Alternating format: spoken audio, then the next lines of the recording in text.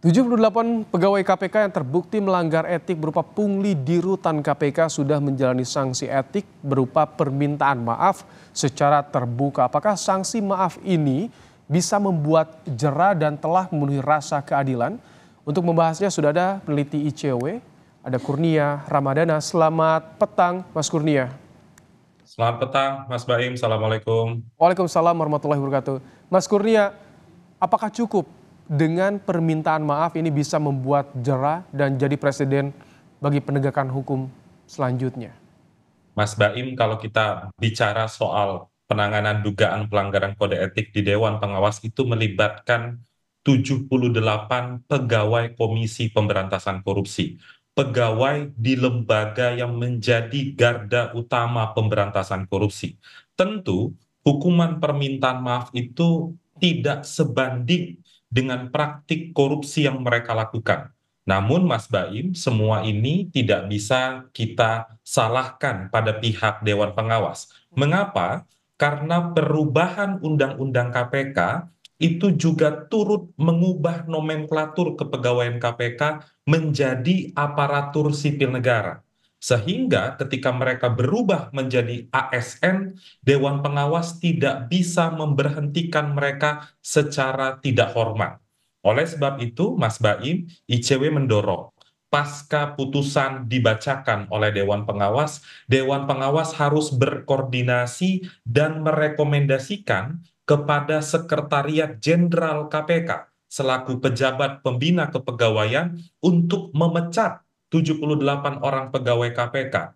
Dan pemecatan itu juga tidak cukup, harus diikuti dengan proses hukum pidana karena pungutan liar itu tergolong sebagai tindak pidana korupsi. Oleh sebab itu, kami juga mendesak agar KPK segera mengumumkan siapa-siapa saja berdasarkan pengusutan mereka yang diduga menjadi tersangka atas praktik pungutan liar. Sekaligus Mas Baim, ini menjadi alarm bagi KPK. Semua orang tahu rumah tahanan itu menjadi salah satu sektor yang paling rawan Iya. terjadi praktik korupsi. Kali ini KPK kecolongan atas praktik korupsi tersebut. Itu harus diakui secara terbuka oleh KPK, diikuti dengan perbaikan evaluasi yang struktural dari internal KPK. Kalau tadi Demikian. rekomendasi dari Dewas kepada Sekjen KPK ini bisa ada kekuatan seperti apa untuk bisa dilaksanakannya menurut Anda di kasus ini, Mas Kurnia?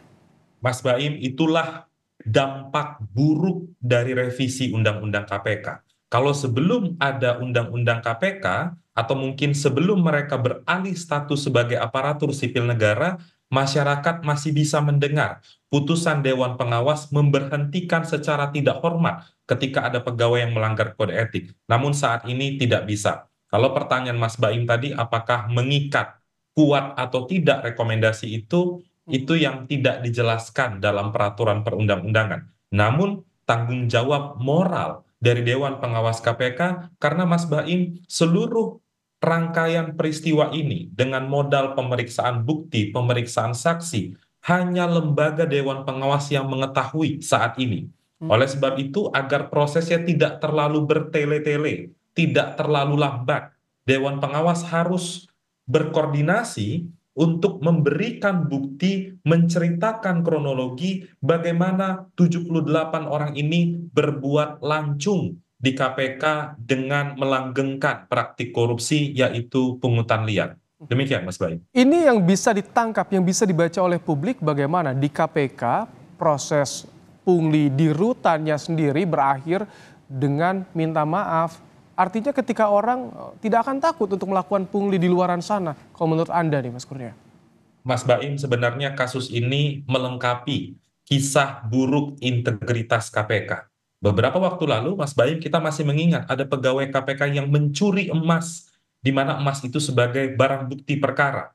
Kita masih mendengar atau masih ingat kasus penyidik Robin Patuju yang melakukan menerima suap dari pihak berperkara.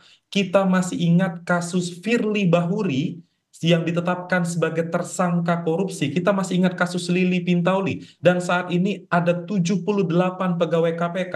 Tentu atas praktik ini membuat masyarakat atau mungkin pegawai KPK yang lain Ini yang kita khawatirkan, mereka bisa terinspirasi untuk melakukan praktik korupsi. Ini yang berbahaya. Oleh sebab itu, permintaan maaf itu tidak bisa berdiri sendiri. KPK harus segera menunjukkan kepada publik bahwa mereka menindak keras praktik-praktik korupsi. Tentu kita pertanyakan, Mas Baim, slogan KPK selama ini zero tolerance terhadap praktik korupsi. Apa yang zero tolerance? Seluruh strukturalnya terlibat praktik korupsi sebagaimana tadi yang saya sampaikan. Demikian Mas Baim. Kalau tadi Anda singgung soal koordinasi ke penegak hukum, ini mungkin dilakukan atau mungkin diproseskah kasus pungli ini? Sangat mungkin Mas Baim. 78 pegawai KPK itu adalah pegawai Komisi Pemberantasan Korupsi, di mana seluruh pegawai KPK itu dianggap sebagai aparat penegak hukum. Kalau mereka dianggap sebagai aparat penegak hukum, berdasarkan pasal 11 Undang-Undang KPK, KPK bisa menangani hal tersebut, bisa melakukan penyelidikan, bisa melakukan penyidikan, dan bisa melakukan penuntutan. Tentu masyarakat berharap KPK bisa sesegera mungkin menangani perkara itu, tentu dibarengi dengan transparansi dan akuntabilitas, karena masyarakat menunggu bagaimana kinerja KPK. Jangan sampai ada indikasi konflik kepentingan dalam proses penegakan hukum ini. Baik, Demikian. terima kasih Mas Kurnia Ramadana, peneliti ICW, telah menyampaikan pandangannya dalam program Kompas Petang sore hari ini.